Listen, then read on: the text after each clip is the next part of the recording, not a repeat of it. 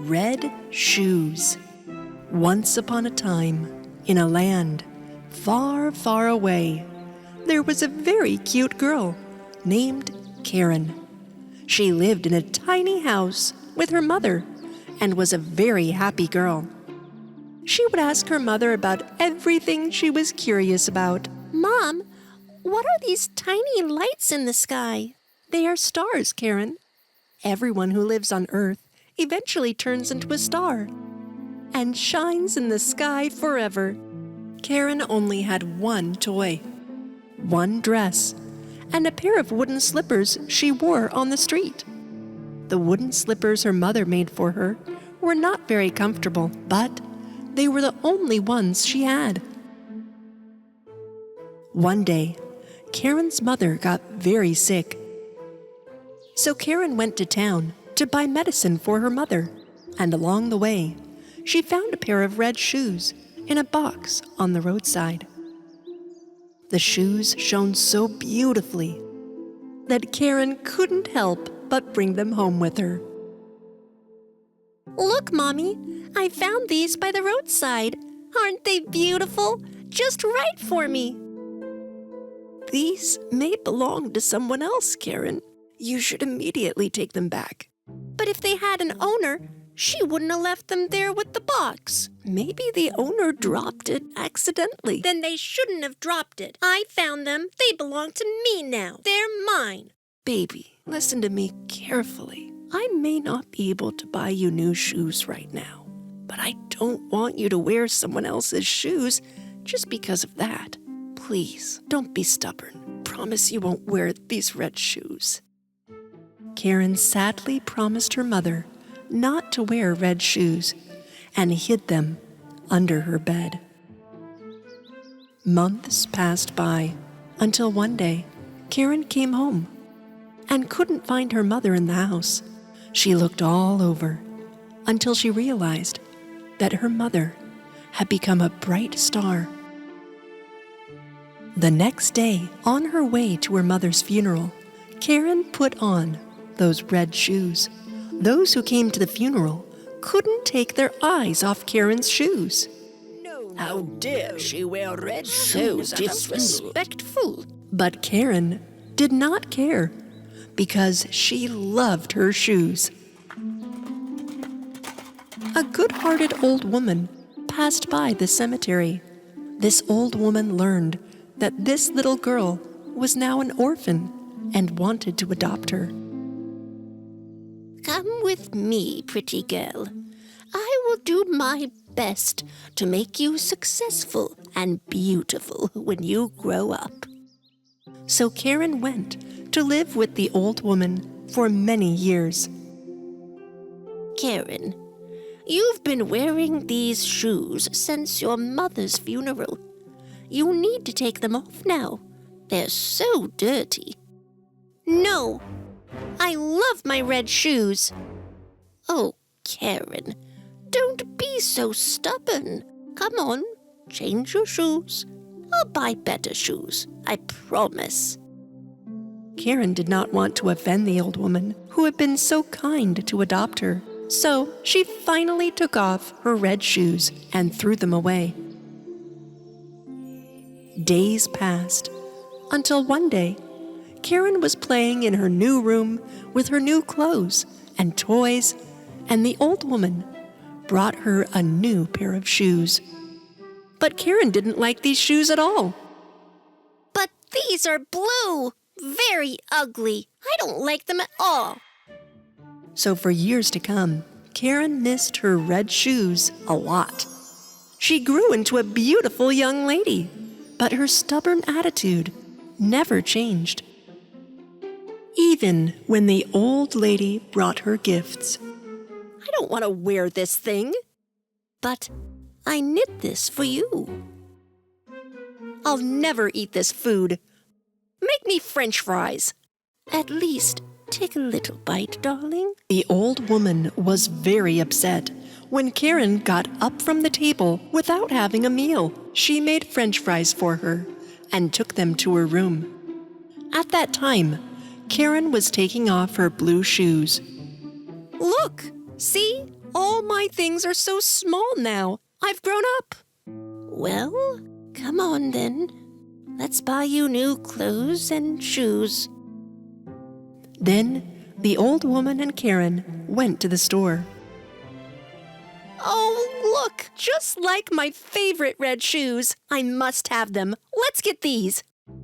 Karen, you don't need fancy red shoes. You need shoes that you can wear respectfully. Like, if we need to go to a funeral. I can only buy you one pair of shoes.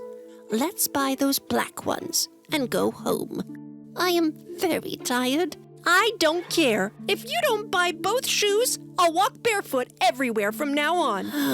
Little girl, I wish you weren't so stubborn.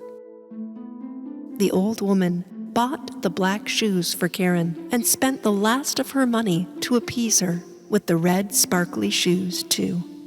They had to walk home on foot.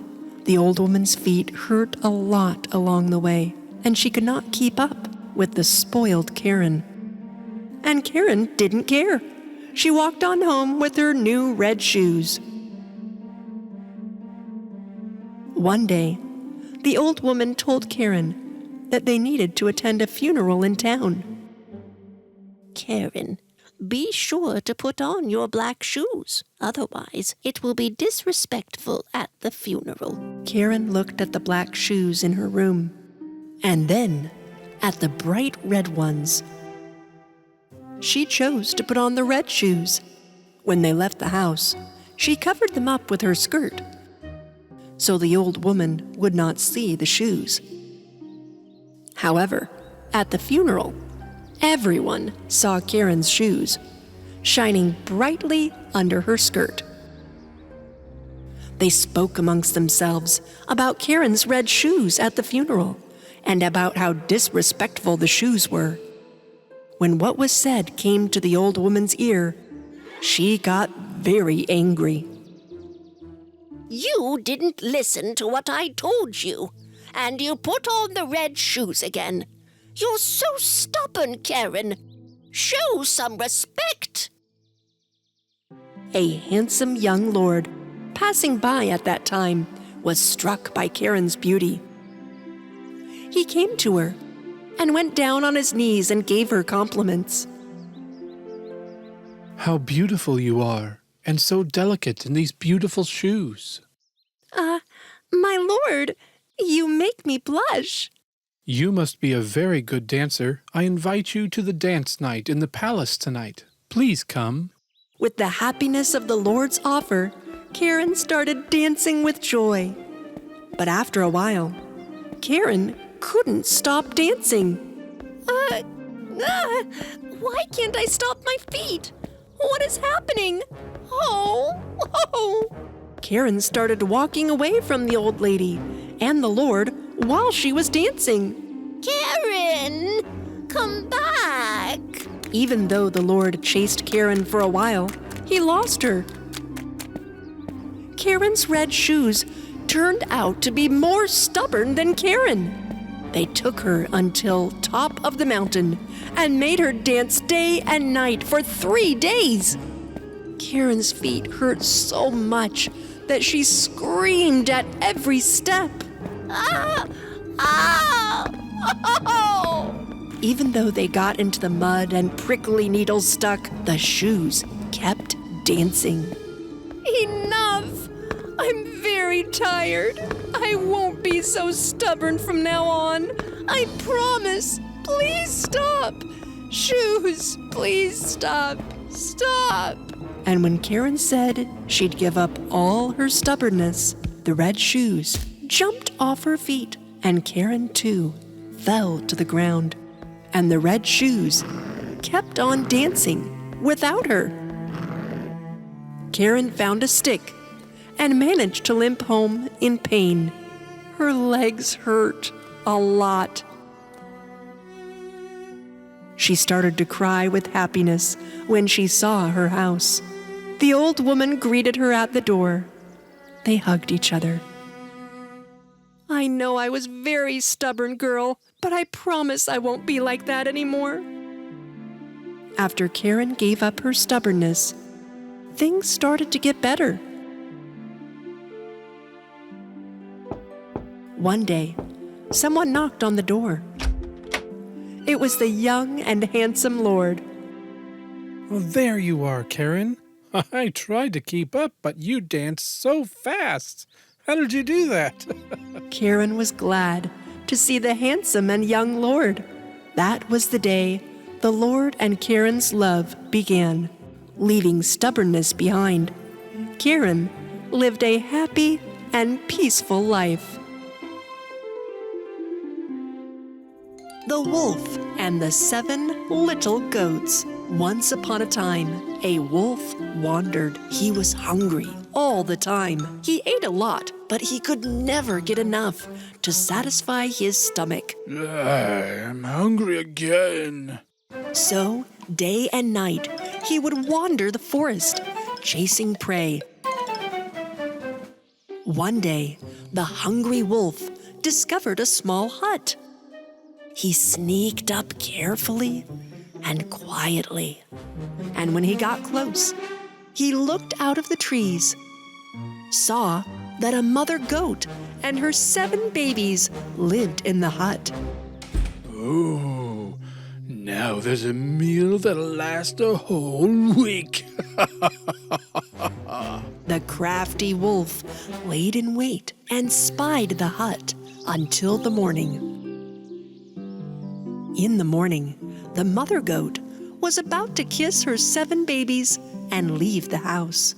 "My children, I'm going to the market now to buy some food. Be careful and do not open the door to anyone." All right, Mommy. The mother goat left the house to go to the market. At that time, the wolf, sneakily watching the hut, called it an opportunity and jumped out. But he needed a genius idea to fool little goats. The best tactic for catching these goats is a disguise. The wolf first put on an old dress. He pulled his ears down and made 2 goat horns from the branches and put them on his head. Then, with his feet covered in flour, he stole a fresh and warm apple pie from the house of someone he doesn't know. And I'll just change my voice too, like that. I'm such a good grandmother. The wolf walked slowly to the front of the hut and knocked on the door. Little goats, hearing the sound, immediately rushed to the door. One of them was going to open the door with excitement. But another little goat warned him. Wait! You shouldn't just open a door like that. You have to ask, who is it? Who is it? It's me, my babies, your grandmother. I came to take you to the park. Our grandmother lives very far away. You can't be her. Oh, it's been such a long trip. Come on, dears, open the door. Let's go to the park.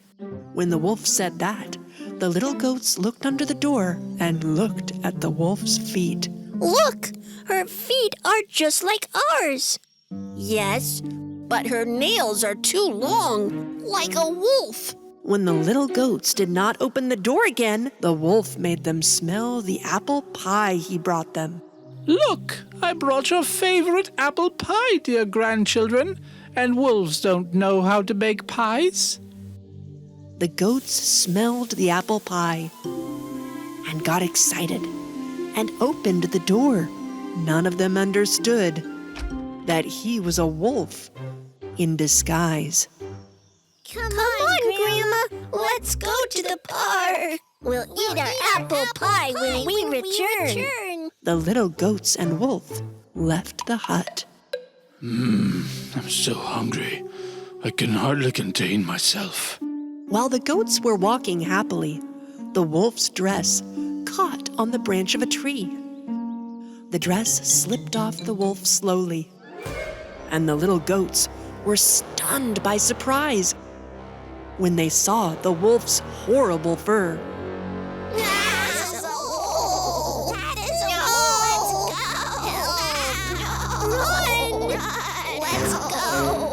When the wolf realized he was spotted, his ears flipped up, his sharp teeth showed, and he jumped on the goats.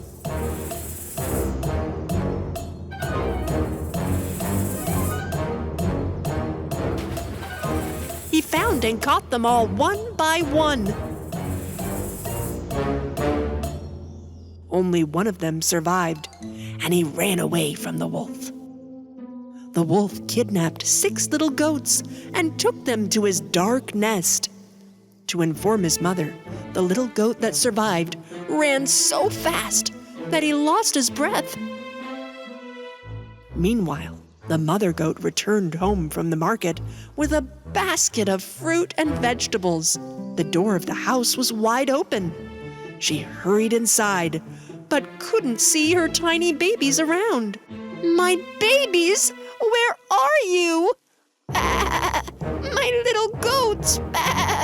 The mother goat was so worried that she immediately ran out of the house to start looking for her little kids. Meanwhile, she noticed the large footprints on the ground.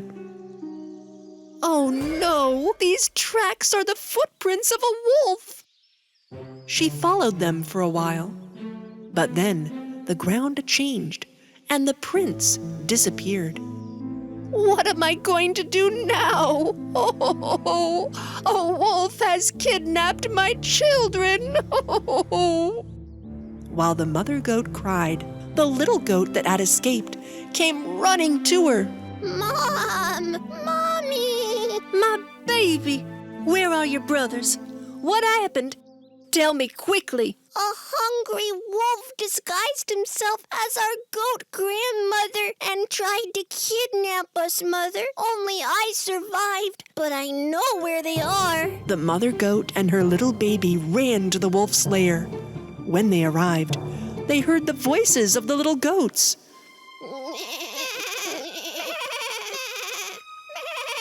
"This is the wolf's lair. We have to be very careful now, baby." The mother goat and her kid came up with a clever plan to save the other little goats.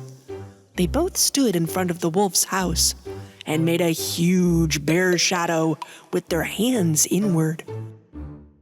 Inside, the wolf was just about to eat the little goats, but saw the scary bear-shaped shadow. What is this? Is it a bear or... I am a giant bear with a very hungry stomach. There must be a wolf around here that will fill my stomach. Oh no! The wolf was so afraid that the bear would eat him that he immediately started to run out of his lair. No! Help me, bear, bear, bear! The bear will eat me! Bear, help! Seeing the wolf running away, the little goats came out with joy and hugged their mother tightly. The wolf ran away! The wolf ran away! And from then on, the mother goat and her 7 children lived a peaceful life away from the wolf in their hut in the forest.